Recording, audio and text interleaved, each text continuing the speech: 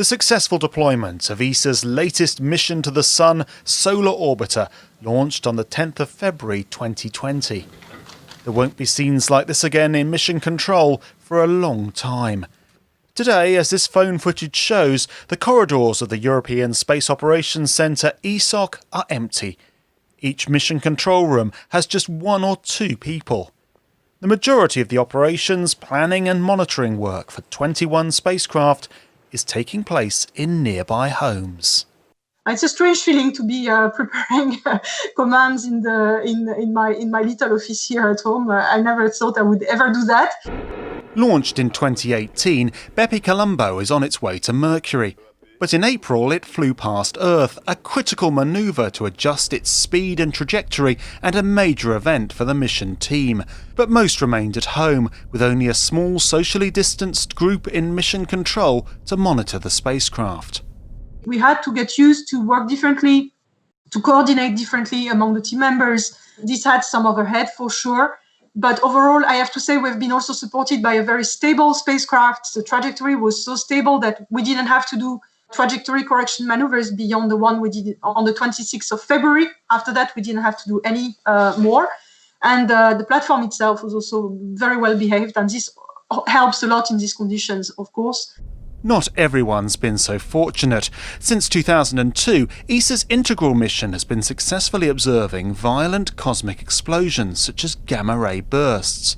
Then, on the 13th of April, power systems on the spacecraft suddenly reset, probably due to the effect of a cosmic ray. Integrals started to rotate, exposing delicate instruments to the heat of the sun. With the spacecraft switched to safe mode, the team used an emergency procedure developed almost 20 years ago to restore operations.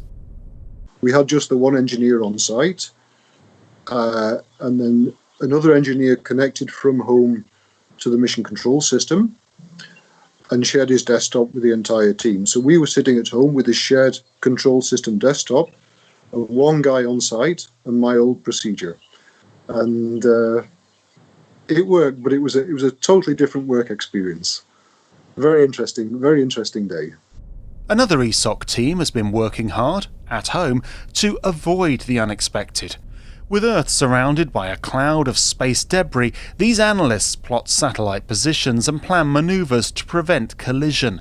Several satellites have had to be manoeuvred to avoid risky debris objects. Even new capabilities are being added.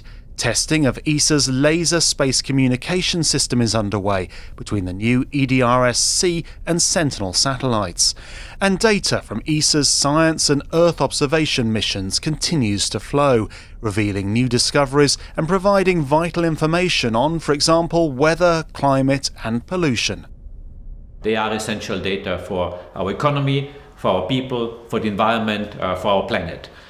So we have continuously deliver this data. There has been only a very, very tiny reduction in the use of this data because we deliver nominally and all the data are provided to the community as in other times, as in normal times outside the crisis. Thanks to preparations made over the last few years to plan for an emergency, ESOC has been able to quickly adapt to home working, maintaining the missions and services Europe relies on.